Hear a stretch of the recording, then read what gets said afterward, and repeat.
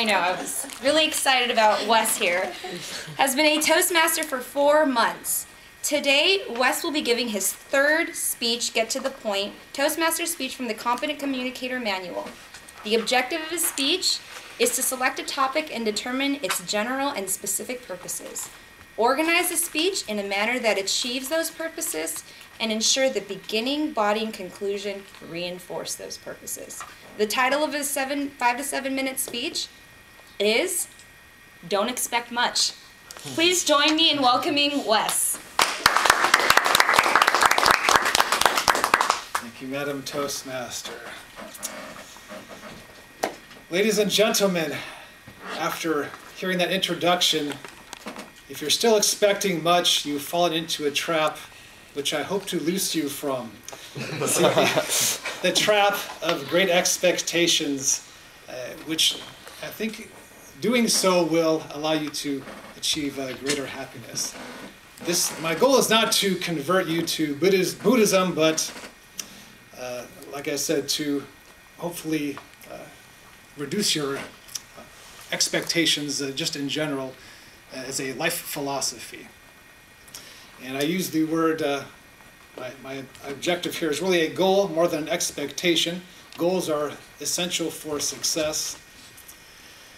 Without them, you're really not going to achieve a whole lot, nor much of a level of happiness or fulfillment. I would suggest the same is also true for those with expectations.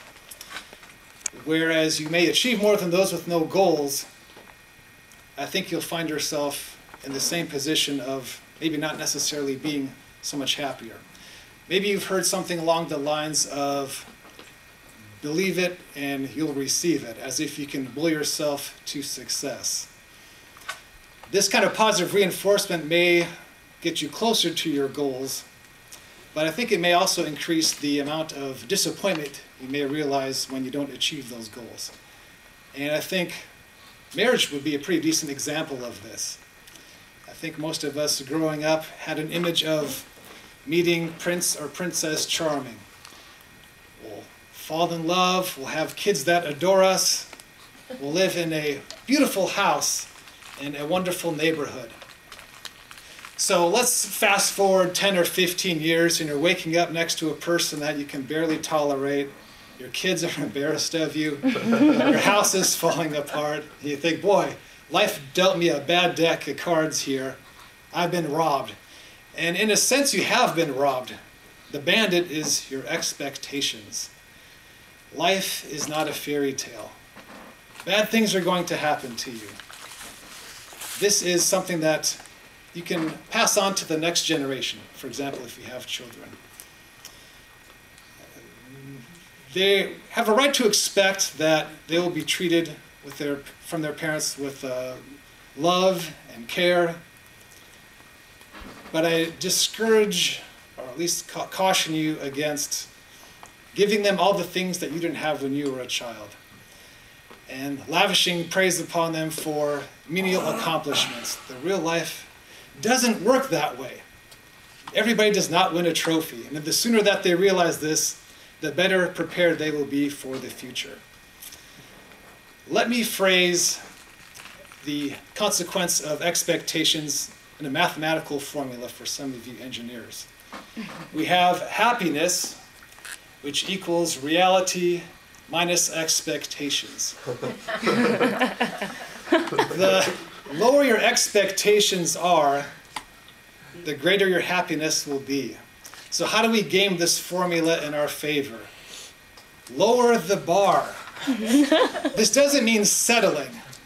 It means aiming high with the understanding that we will fail more often than we succeed. Just kind of a fact of life there that unfortunately we all learn at some point, and really the sooner the better. A lot of us have goals in life, which is a great thing. We have dreams as well. I'm not saying don't dream big. When I was a kid, I imagined myself being a starting pitcher on the Dodgers or a point guard on the Lakers. They were really good back then. They had magic, and I want to receive a couple passes from him and fill up that hoop. A lot of people today have dreams of winning the lottery and joining the top 1%. And as I look around the room, I see a lot of folks that are or will be in the top 1%. And you're thinking, how can this be? Well, you woke up this morning, probably reasonably healthy, in a comfortable bed, in a house that's stocked with more food than most people have access to. Was anybody ecstatic about that? Probably not. Well, these are things that are part of a normal life. They are expectations. Why should we be happy about these? Let's take an example here where over in Europe, a lot of our brethren have these same things: security, food, shelter. In addition to this, they also have shorter work weeks, earlier retirement, free health care. Yet as I witnessed during a taxi strike in Paris last week, these are some of the most disgruntled people in all the world. They have viewed these benefits as entitlements. Who's going to be grateful for an entitlement that they believe they're supposed to be receiving? Nobody really. And none of us are really all that different. There are certain things that we've come to expect taken for granted, really is the word that I'm looking for here. If I haven't sunk in yet with you folks as far as expectations, think of it in terms of taking things for granted. That's a common expression where people will say, don't take me for granted, which is basically expecting things from me just because you're setting yourself up for disappointment. So if I can leave you with one thought, it's don't count chickens that may never hatch.